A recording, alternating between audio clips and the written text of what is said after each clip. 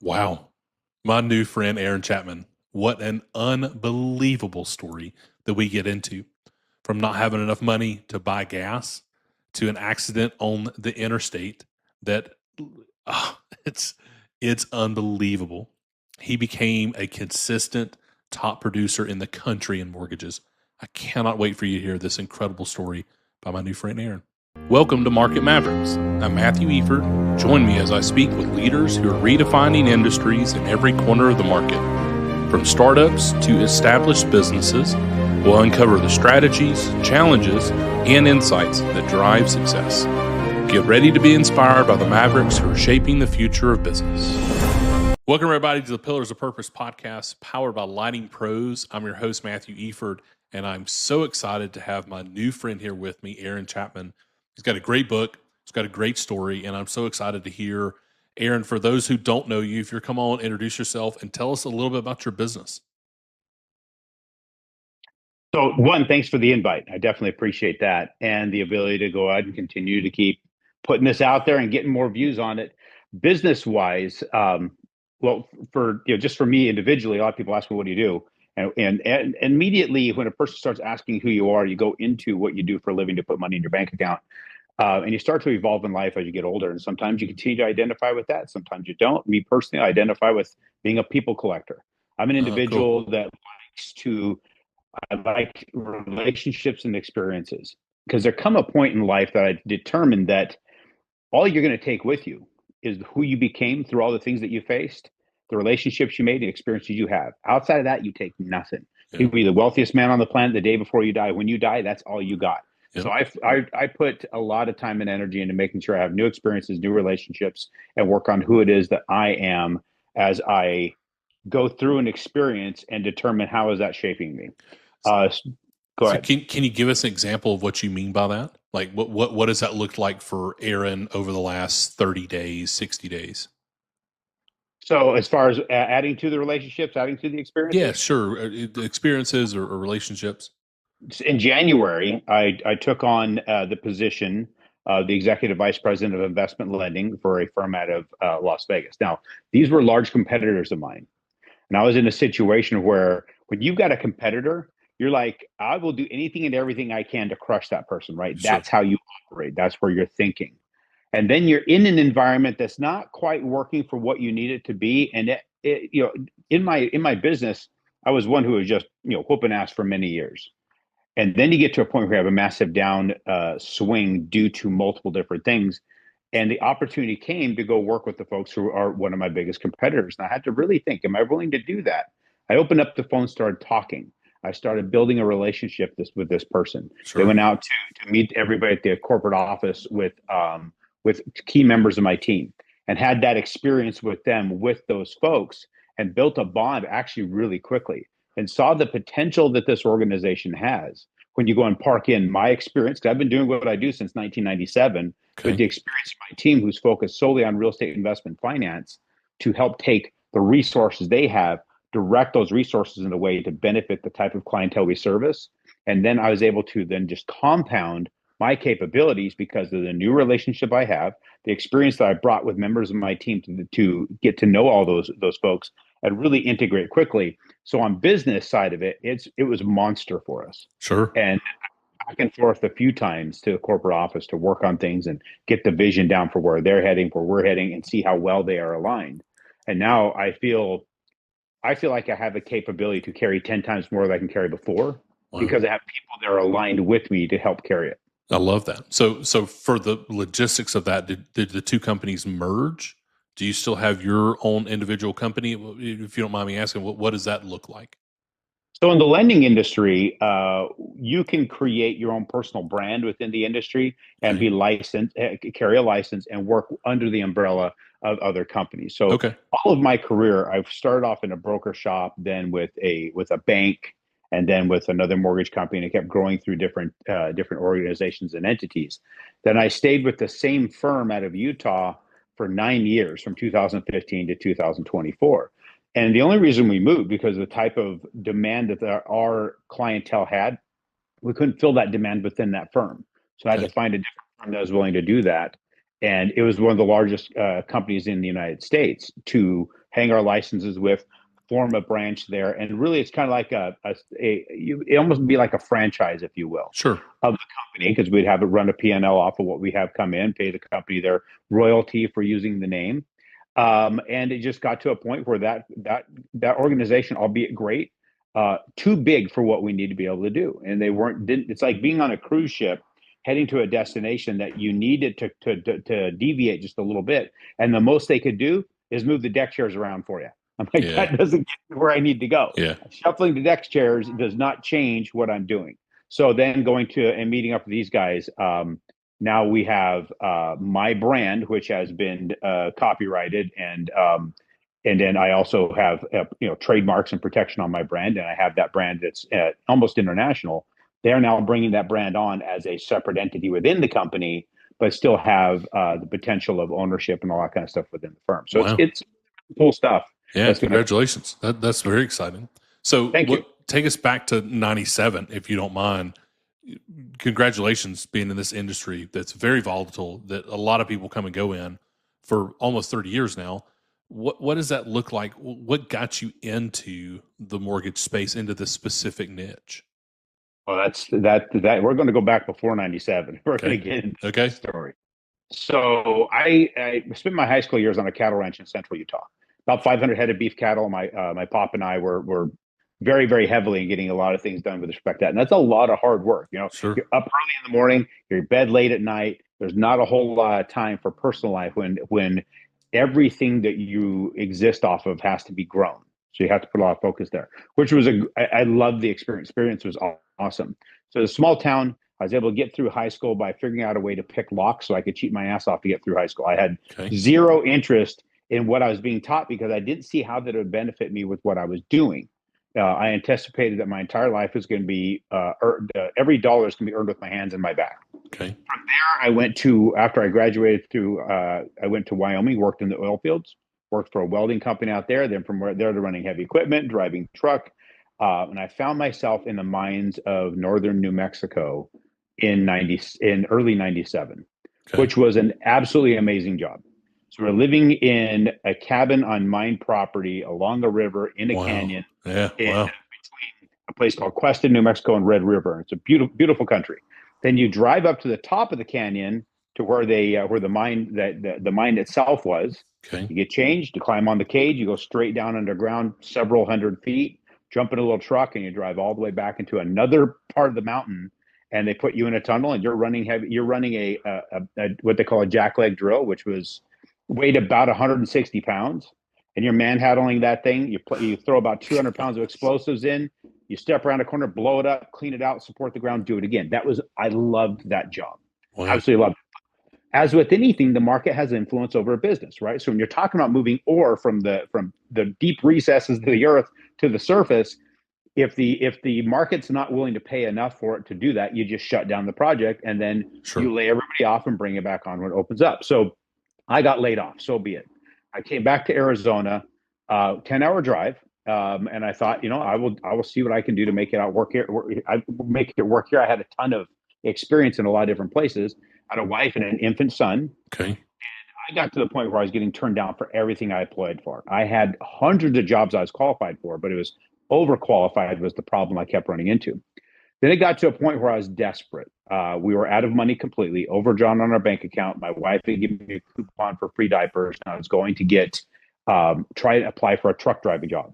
Okay. Went into this job to get $10 an hour to haul landscape rock with a 10-wheel dump truck. They again turned me down for being overqualified, and that's where I was able to get somebody to at least explain why they would do that. And of course, it was, hey, with your resume, you can do so many other jobs. It would be easy for you to find something else, and you would leave me, and I'd have to start over again with a new hire. Sure. So I got it, but it didn't help. I jumped in my truck to drive away from that place, trying to fight the tears off because I'm failing as a provider for my family. Sure. And as I'm pointing towards a grocery store where I can take that coupon to get those diapers, because my son was on his last couple, my gas light comes on in my truck, and I'd never driven it very far on a gas light, and I was 20 minutes away from my house, so there's no way I'd make it home on it. So I found the closest grocery store that had a gas station out in front. So I pulled up to that pump. I got out with my debit card. I said a very quick prayer, with faith, stuck that debit card in there, and I got a decline. Wow. So in my mind, I'm questioning, was my faith strong enough, right? Yeah. I started rifling through my truck looking for some lost, hopefully a lost dollar, because back then gas in '97 was like 89 cents a gallon for the cheap stuff. So I'm rifling through there. I found a few coins. I locked the doors and I started walking the parking lot of that gas station and grocery store. And it took me, I believe, a couple of hours to find enough change to get a couple gallons of gas. Went in and I exchanged my time for change for gas. Okay. And you know how it is. If you're walking down the street and things are good in life, you see a quarter, you happily step down, pick it up. But when you need that quarter, you need that dime, you need that penny, you're looking around. Yeah. And you're seeing who's paying attention to me. And you're leaning down quickly, you're picking that up and make sure nobody saw you in one of the worst points of your life. So I get my gas, I go into the grocery store and I'm looking for these diapers. I get them, I'm standing in line. So to me, it was another trial personally to stand in line with one item and a coupon to pay for it. It was another reminder of where I Sure. was in my life. Sure. Finally got through that, put it in a bag, and I'm just leaving as fast as I can as I'm trying to get out of there. I heard without making eye contact at all. I heard the absolute worst word I could possibly ever hear, and that was my own name.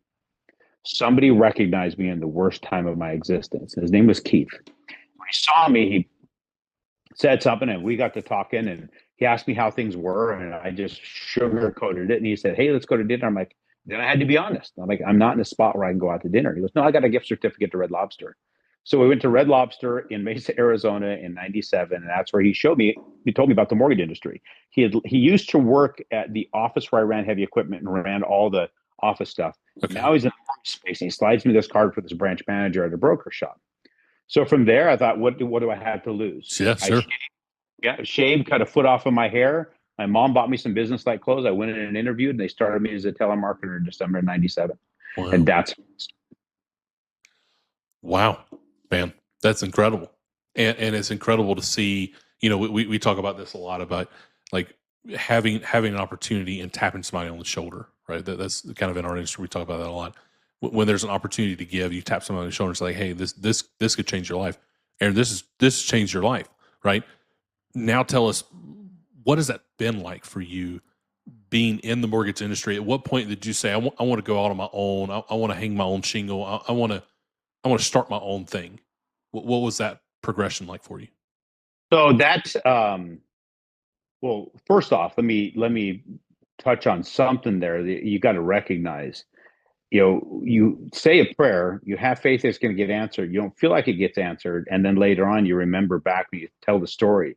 It's like people carried change back in '97, so that was a miracle in itself. They don't Sure. do that anymore. Sure. So if it took me a long time to find enough change to get that those 2 gallons of gas, I might not have seen Keith. Yeah. If it took me less time to collect that for those 2 gallons of gas and get out of there quicker, I might not have seen Keith. So the answer was so precise Yeah. in the prayer that was offered that it Amen. changed my life. Now I could have easily said, "Hey, bro, no, that doesn't sound interesting to me," because I remember the word mortgage as a kid was when you saw it on TV. The old man, and the old lady was going to lose the farm because of this thing called a mortgage. Is Sure. very, very negative to me. Sure. Then you go in there, you go from underground to surface work. Surface work already sucked, whether you're doing Sure. it the type of work you enjoy or not. Now I'm in an office environment. I don't look like me. I'm wearing a polo, which I can't stand. I'm sitting in a conference room making cold calls. So then you're learning the lingo. And then I Okay. was able to build up some quick, I got to a point where like I just didn't care. I just wanted to just get through these calls. And the less I cared about the call, the more response I got. Okay. And so it was interesting how I was able to get better responses. I worked up a bunch of leads. I cornered the branch managers like, "Do you mind if I get to work some of these leads?" So he let me work the next 10 that I could get. And he introduced me to another guy who could train me on how to at least start the process. But Okay. it wasn't great training, right?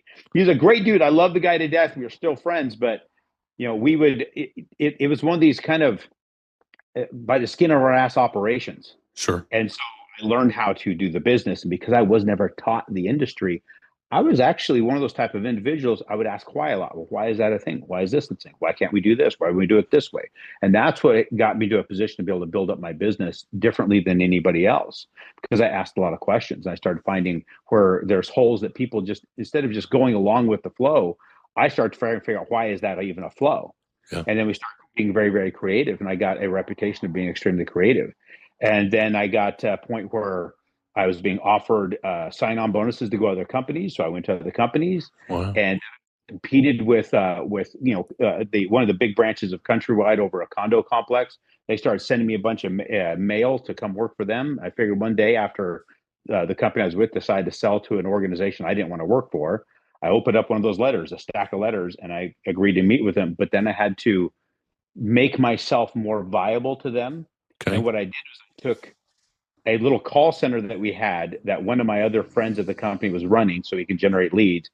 I basically turned them in as if they were my team in my branch, and I sold myself as having this big group of people to bring. Yeah, And sure. so they offered me this massive deal to come aboard. And then now when I hit the ground, I had to make these people producers. Sure. Yeah. You got to produce. Exactly. I had to turn these group of telemarketers into actual producing loan originators. And we did that in short order. Within 6 months, 6 to 8 months, we were one of the biggest operations around there just because we said, hey, we can do it. And we did it. And Wow. we had a blast doing it. And so then we're building, building, building, and had an amazing experience there. And that was a great company. I enjoyed the time. Then 2008 hit, right? So when 2008 had hit, I was heading out of town on a Harley Road King to clear my head for 3 days. Okay. It's August 8th of 2008. Eight's my lucky number, so it's 8/8/08. What better Friday could there be to go take off on the bike? Sure. 15 minutes into that ride, there was a kid driving his truck. A 17-year-old kid wasn't paying attention, put me into another car at 80 miles an hour. So Whoa. went flipping down the freeway, and this is August in Arizona. I don't know, and I know it. August in Atlanta is not a very Probably not far off. Yeah. yeah, it's pretty close, right? So I'd imagine you wouldn't go lay down in the middle of the street No. for any Definitely length of not. time in August, right? So Definitely not. Arizona is the same thing, if not worse. So I'm laying on that black pavement on the freeway for I believe 15 to 20 minutes. Shirt ripped off, just a pair of jeans and boots. That was it. And it was one of the few times I wore a helmet. Helmet was cracked. I don't remember the accident itself. I remember the bike kicking out from underneath me, but that was it. And the first memory that started to stick was waking up at about midnight that night in the hospital, asking where I was at with shattered legs, a bunch of broken ribs, collarbone was shattered, memory that would recycle every few minutes. And so that day I left my house at 190 pounds. Um, I was a marathoner, I was a rock climber, I was a mountain biker, very, very active guy.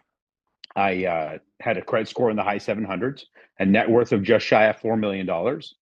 And a few weeks later, I left the hospital in a wheelchair at 156 pounds with a negative net worth of 1.5 million. So I lost over $5 million in the market and everything that was going on, houses that were pinwheeling out of control, going into foreclosure, all kinds of stuff. And then my credit score went down to the 400s, and my memory continued to recycle every 3 to 4 minutes. So coming back from that and having the blessing of what I call it the gift of an accelerated education. Sure. That was the divine offering that I received. Okay. I got to see how the whole world was imploding and I couldn't do anything about it. So it puts me in that spot of understanding faith a little bit differently in the sense that we can watch all these things implode on us and we stress about it and we worry about it. And the Sure. outcome is still the outcome. No matter how much you worry, the outcome is still going to be the same outcome. Yeah. Or you can have faith and just keep moving forward, right? Sure. All I could do is I can't remember 3 minutes ago anyway, and I need to figure out how to learn how to walk again. Wow. And I had a lot more things that more pressing on my mind. Plus, I was on a morphine drip, right? So you're on a chemical vacation. So the outcome that I had, where everybody else had their lives completely folding underneath them and stressing about things, I'd have a phone call from a creditor. They call me and they say, hey, ask me what's going on with my payments, whatever. Like, well, let me fax you this. And my first week's medical bill of $1.7 million. They call back, like, what can we do to help? So I was able to actually negotiate my way out of a lot of things. I got everything squared off, got everybody Wow. paid back, and Wow. came back to working in the industry in late 2009 and restarted my business in a really, really crappy market. But that's when people were coming into Arizona from California to buy the real estate here. Okay. Phenomenal deals. So I Okay. positioned myself by the grace of God, was I literally put right in the gap of where those people were coming in. A marketing company was bringing in large groups of people, and I happened to just land right in the gap. Wow. And I was placed right in the proper spot within a short window of time coming back from my time. And then it started to grow from there, from Arizona to Indiana to Texas to Tennessee. And from there, what made my business was building the relationships with the people. It wasn't being the best at what I do, although I'll go Pepsi challenge against anybody who wants to claim that they are. Sure. But it's the connection with the individual at the time I was talking to them. And it was a bit of a feat because sometimes, I had to carry a notepad with me. And I had two people that were regularly sending me business, being very, very patient with me. One was a real estate agent by the name of CJ Irby with Caldwell Banker here locally, and then my mother, who's a real estate agent locally. And she is just as she don't give a damn what the relationship is. You either do your job or you don't. That's how she is. Sure. So they would call me up, give me a lead. They call me back in 5 minutes. Did you write that down? I'm like, write what down? It's like, get your pad, get your paper, and write this down. So I live my life by a notepad. Wow. And there'd be times I call these people and try to build a relationship with because their name is on my notepad. And so I call them and say, hey, this is Aaron Chapman with such and such finance company. I got your name for so and so, want to connect with you. And they're just, yeah, we just talked. I'm like, oh, Gosh, what did we man. talk about? Like, are you kidding me? It's like, let me explain. And so I'd have to tell them the story that I failed to write down all the things and cross out their name as being called. So that's why I'm calling back. So if you don't mind, you're more than welcome to go somewhere else. I get it, but we will definitely take care of you. You were recommended because they trust me. I just failed to write down the notes. I'll get comprehensive notes right now and we'll move forward. And I was able to train my brain to remember while doing those kind of things. I got into better habits about keeping notes. Okay. And so what was that process like as you're relearning to remember and to remember longer term things? Is that a year-long process? Is that years? What was that kind of timeline like? Took probably about a yearish to get where that short term would work where I didn't have to write everything down. Okay. There's still gaps in my memory in a lot of places. I was at my sister's place a while back and they were playing a home video of their wedding. And I'm like, when was this? And like, you're right there, dude. I'm like, I was present and I don't remember any of that day. So I Wow. have those experiences here and there, but for the most part, everything works very, very well now. But it was about a year of writing everything down, Wow. keeping track of everything like that. Now it's Wow. my pre-schedule my calls and I will just take notes and shoot those off to my team to handle things. Sure. And so there it was building up that group of people till then where, eventually become the number one person in my company for 9 years, actually 8 years straight, and then the ranked in the number one the real estate investment lending space for conventional loans nationally a couple of times, and then ranked number 7 in the entire industry for transactions closed Wow. in 2022. I think that was, and 23 is in the 23 and 24 in the top 50. Wow. Congratulations. Thank you. That's incredible. And it's incredible your perspective, Aaron, on this side of the journey, right? And you see God's provision. And I don't say that lightly in going back to the prayer, the heartfelt prayer of like with the debit card going in, like, please let this work. Right. And anybody who's been down on the luck, who's been money's tight, they understand how difficult that scenario is of, man, I hope this credit card doesn't decline. Yeah. And it, and I love your perspective of it took you long enough to have the right meeting at the right time and that you were open to it. Your pride didn't get in the way. And then your perspective now, this motorcycle accident, and looking back on it retrospectively, like what that did for you with the amount of net worth that changed and the way that people worked with you and the things that you learned about yourself.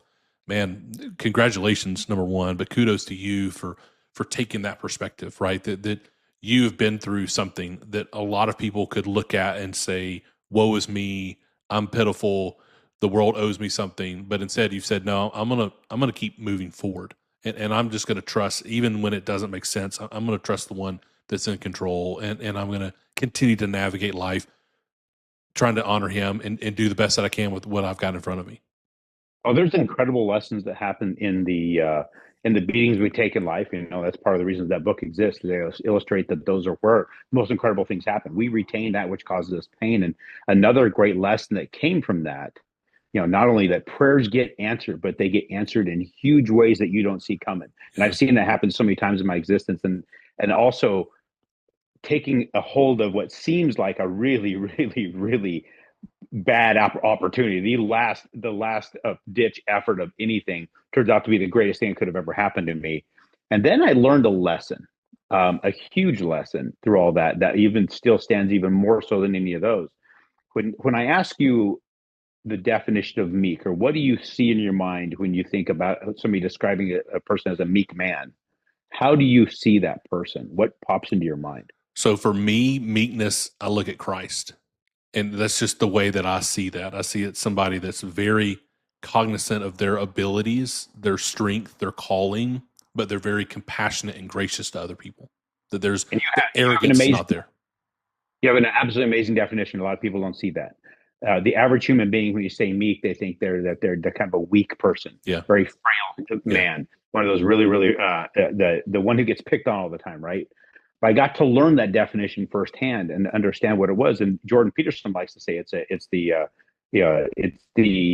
person who's an absolute monster but keeps it under voluntary control. Yeah. That is a meek Amen. human Yeah. being, one who has the right to act about or is justified in his action, but stays his sword Yeah. as a result for the benefit of the person. Because I was laying in the hospital bed and I was pondering the existence that I had now. And my lawyer comes in, was chatting with me, and then we were able to go to his office when I was released and talk to him about it. And he gave me the full list of what this family had. The 17-year-old boy driving his dad's truck created a problem. As I'm reading the police reports, he wrote a report of what he saw, and everybody else wrote reports. And then after everybody figured him as the cause, he had to go back and add what he was doing because he didn't realize it was him. It Wow. was a careless mistake. Then when that happened, and they're like, "Wait a minute, you're the cause of this," he had to go home that night. Yeah. He had to explain to his father what was going on, his mother, and we got to see the resource they had. Now, were they wealthy people? No, but they had resources, and we could have. And my lawyer said we're justified in taking everything. Sure. The very truck that caused the problem, the house that truck was parked in front of, and anything that was in those accounts because of the enormous amount of devastation that was caused by that single fraction of a moment. And I had to ask him. I said, "Will it make me whole? When you see everything that's going on in my life and where I'm heading right now financially, will it make me whole?" He goes, "Not by a long shot." He goes, "But it'll get you started." And I had to pause for a minute. I said, to let it go. What do I got to sign to make sure that they don't have to worry about it ever again? Wow. And It's I and, amazing. and I had to have that pause because one, it's not going to make me whole anyway. Sure. I'm still going to be devastated financially. So what we do is we ruin one family just to keep, and I will stay in ruin in mine, Yeah. keep building out of it anyway. So it's not going to really do anything but put one step on the staircase. Who gives a I can step over one step. But I also had to look at the fact that I had a 2-year old up into a 9-year old, and they're Right. going to drive someday. Yeah. By the grace of God, I put that, and this is what I attribute that to, the fact that I've never had to have a phone call like that. I've never had to wonder, oh boy, what is our liability now because of one of my children's careless moves? Sure. By the grace of God, has that never occurred in my life. Now I've seen my two of my kids get in pretty bad accidents, but caused by somebody else, and they were encased. In my opinion, they had a shield around them, protection around them, and I'm going to attribute it to following one of those commandments. And a very, very, very, to me, a great one had to do with loving your neighbor and Yeah. loving your enemy, Yeah. and also having that attitude of meekness and putting that thing, and then seeing the power behind it and how I felt after that. I believe that my recovery was quicker, my Okay. building of my business was quicker, Okay. that the blessings came because of that single choice. And I was justified by Sure. man's account. Yeah. I Sure. was justified to take everything. But I think that we also, what we measure unto others will be measured unto us. Amen. Amen, brother. Well, man, this is incredible. What an incredible story, and I admire that a lot. That you're in the position to destroy another family, and you chose not to. And the world outside looking in would have been like, of course, Aaron's justified for that. Like this has ruined his life. This has devastated his family. This has devastated his business. On and on and on. It's like this is he deserves this. He deserves at least something back. And it's amazing to see when we relinquish control and we allow God to step in and we will allow His Holy Spirit to guide us. And He says, "No, you know what? I know you're in the position that you can, but I don't want you to." And you say, "Okay, God, I don't understand what you're doing, but I'm going to trust you." So it's amazing. Congratulations. Thank you for the way that you've shared that with us today. Thank you for the way that you've lived that out. I want to make sure we get to your book. So where did that come from? Right? I mean, you're You have this crazy return, explosive growth in the business, all these accolades, you're getting all these awards. Like, where did the book come from? The well, it came from me sitting down with a tablet after all that experience. I'm like, I want to be able to share this with my kids. So Okay. I just started writing and I just Okay. started typing things in. And if I remember correctly, the manuscript started is like once one passes through adolescence, they can no longer understand it. And that was the Okay. Yeah. first words of the book that I started for my kids. And I got 380 some odd pages in. I'm like, I don't know what to do with this. But I Okay. was at an event where Dean Graziosi was speaking. He was talking about, producing a book. I'm like, well, maybe I take that and get it published or something. And then that's where the thought started. And then another guy I met there, he goes, "Hey, let me introduce you to this publisher, and she'll help you with ghostwriting if you want." I'm like, "No, I want my writing." But I Sure. met with her, flew out to Olympia, Washington, sat in at the lake house for 2 days, and it was miserable trying to knock this thing out. What ended up that coming up was these four little mini books. It was 30 Nice. pages each that Okay. you can get on Amazon, Okay. and they're all four different lessons that I had in life that I learned from, and I put those out. Well, then I have eight. I have four more to release for a total of eight, and I'm at a separate event later in, I believe, 2020 Okay. for Robert Allen. I don't know if you ever heard of him. I have not. No. So Robert G. Allen is a international New York Times bestseller. Okay. He's one of the biggest gurus in real estate investing nationally. So for people that invest in real estate, they know that name because this Sure. guy he's the gold standard. He Okay. was the OG of all this kind of stuff. People attribute Kiyosaki to a lot of stuff. Kiyosaki is more his tactics and strategies. Where well, actually, he's philosophical. Where Allen is definitely hands on. This is how you do it. He's a nuts and Okay. bolts. Okay. So he's speaking. I thought he was going to speak on real estate. And we got introduced beforehand, and we developed a quick relationship. And he speaks on writing books, and he talks about the 10 mistake authors make. I made all 10, all of them in here. I'm like, well, so he says, and he was going to take on three people from that audience that he would help you. So I cornered him immediately. I got these three. There was copies of this at that event. I had three sets of them. So I gave him a set, and he goes, "Don't they stay?" I was like, "No, I stuffed them here for that reason to give them to people I wanted to know." So I handed it to him, and I got one of his books. We took some pictures. I said, "I want help pulling these back from the publisher and fixing them." So he read and goes, "No, I'm not going to help you fix your books." I'm like, "Dude, you said you were going to help three people." He goes, "Yeah, you're going to write a new book." I'm like, "I don't want to write a new book." I did. I wrote one. Yeah. Right. And he goes, "I don't care." He goes, "You're going to write a new book. I've talked to you enough. You've got something in you." I'm like, "Well, what am I going to write?" He goes, "You tell me." So he helped me with the outline. And that Okay. took a few weeks to get the outline done. But from there, I just started writing. And in 5 months, this was written. It was done. Wow. And all he did was have me flesh out the stories, but never changed anything. Sure. He's like, "Okay, we need to find us an editor, but in the meantime, you need to illustrate your book." I'm like, "Who do you recommend I get to illustrate?" He goes, "I don't know. I didn't ever illustrate any of my books. None of my books had illustrations." He wrote, I think, like 17 of them. I said, "What do you suggest?" He goes, "Call an artist." I knew one artist. That was my little brother. Okay. So I called him up. I said, "Hey, dude, do you illustrate books?" Because I did one time and I'm never doing that again. Like, well, do you mind doing me a solid? I love your advice. He goes, "Okay, what advice on what?" "I'm going to send you a manuscript. Can you read it and tell me what you would do if you were thinking that this needs to get illustrated?" So after a week or so, it took him to read the book. He called me back and he says, "I will illustrate this book." I'm like, "Wow, Wow. okay, change Wow. your mind." Okay. He goes, "It actually, there's some things that spoke to me in this. I will do that." He goes, "I got some ideas." So we spitball back and forth till we landed on the illuminated manuscripts from the old religious writings. Okay. But we took that style and took it and gave it a very redneck approach. And he would read a chapter and then paint what he saw in the chapter in the cover Yeah. art for It's each so chapter, cool. which was awesome. And there's all these little Easter eggs in it and all this little cool throwback to about a dozen different types of styles. And he changed the whole medium, and that was pretty awesome. So we only did 13 of them, right? The forward, 14, the forward, and then each chapter. Well, then I went to find an editor, and every editor that I engaged was bastardizing my work. They're literally sterilizing every word. I'm like, "This is not my writing." Well, this is how we do it. We're going to put our name on it. Well, it's like, well, then your name's not going to be on it. Sure. So I reached out to another author buddy of mine, and I said, "Hey, do you have can you tell me or direct me to an editor that's got balls that are attached and not there for decoration?" Sure. He shoots me a contact. I connect with this guy, send him the manuscript. He calls me back. He goes, "I will publish this book." I'm like, "What are you talking about?"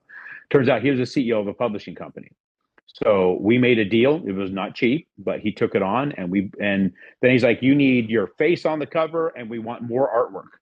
So I had to call my brother up and say, hey, Yeah, bro, cool. Yeah. you're going to paint the cover front and back, and I need at least 3 pieces of art per chapter to tell the story, and then one for the afterward. And then, every person who wrote, who would read the manuscript and write a recommendation, we need a portrait of them so we can put that in the book. And we did 60 some odd pieces of art. It was an enormous lift. So Three and a cool. half years, 3 years of artwork, and well over $100,000 invested in getting the book to the market. It's amazing. Well, congratulations. It's fantastic. When you look at it, what is your hope as we kind of like, I want to be respectful of your time. Number one, Aaron, thank you so much for sharing today with our audience and with our community. What is your hope for the book? If you were going to say, like, this is the resounding hope for this book, the investment, the time that I spent, like, what is that? That every single reader who invests the time into this book has that push, that kick in the ass to start doing things, because they have now figured out there is no miraculous hand up. There is no cheat code out there. There's nothing. You just literally have to get up and start moving. And just because, and I fully expect to never literally land within the gates of where I can build my utopia, if you want. Sure. But I think I'll land right outside and be able to see inside it. Cool. And then it's up to God to get me where I need to be from there. But sure, that's going to be everybody's life. Just start finding a way to move from your current position. So we're going to not only have the book to help them, we're going to have events to help them. It's going to be very, very small. It's going to be very, very intimate. 6 people at a time. That's it. And we will get people started to move from where they are now to where they want to be 5 years from now with very, very, very strong conviction. Yeah, man, I love that. What an incredible resource and testimony to be able to share of this. Your life matters. You should be living a life of purpose, right? That's the whole reason why we have the podcast here.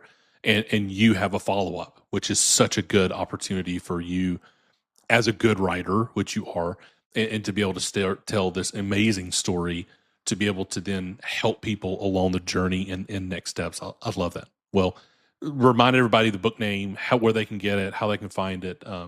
What is that? So the book is titled Redneconomics.